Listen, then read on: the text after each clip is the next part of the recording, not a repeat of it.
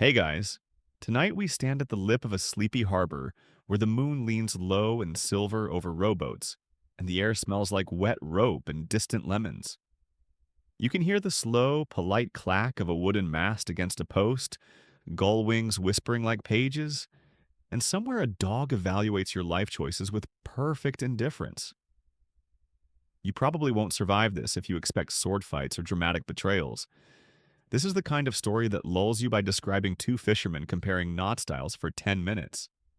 So, before you get comfortable, take a moment to like the video and subscribe, but only if you genuinely enjoy what I do here. Leave your location and local time in the comments so I can see where you're listening from. Now, dim the lights, maybe turn on a fan for that soft background hum, and let's ease into tonight's journey together. You step closer, and the harbor offers its patient details.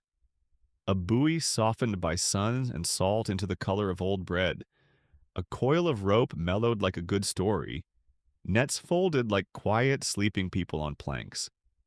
Those nets are the practical heart of the town.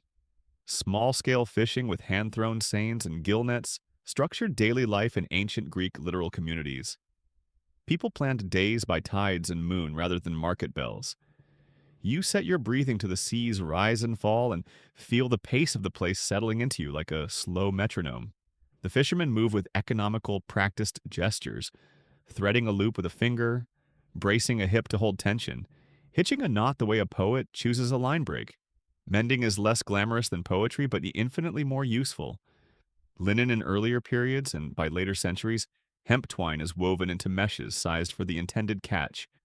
Tight for anchovies, roomier for mullet, and repaired with wooden shuttles, waxed twine, resin pitch, and a small lamp to find frayed threads. You reach out. The twine smells of pitch and salt and last week's bread crust. The tactile world here is slow and precise, full of small economies you could learn to respect if you spent a single evening. A local superstition moves through the crowd like a warm scarf. Shells or carved bone charms sometimes get tucked into net corners as tiny thank yous when the sea behaves. It's a fringe habit, but it complicates thrift with sentiment. Sometimes a shell covers a weak knot. Sometimes it simply makes the net prettier. Historians still argue whether Nereids began as localized water spirits, practical metaphors for coastal dangers, or as later literary figures.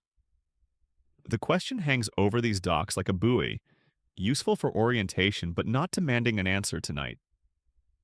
A man leans over a net by lamplight and hums without thinking.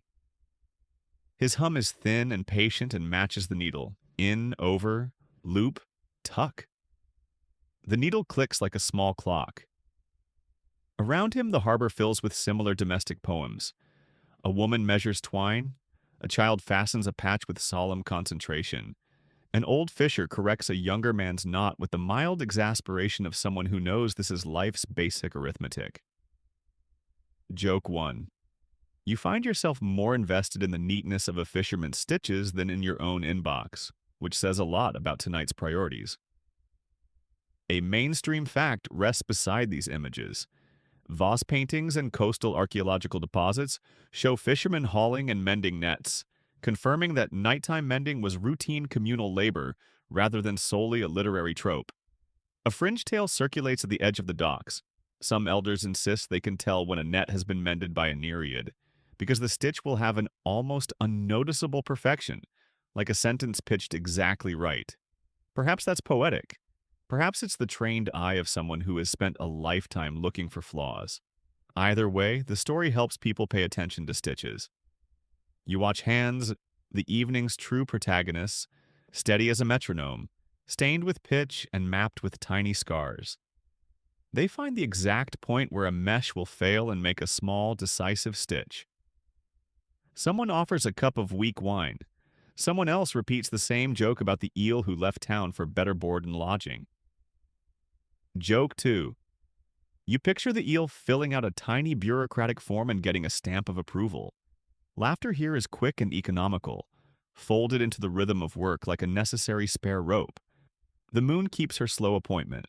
Nets are spread and checked, patched, and sometimes dragged to the rail to dry, where they assume the look of communal blankets that smell faintly of old bread and sea.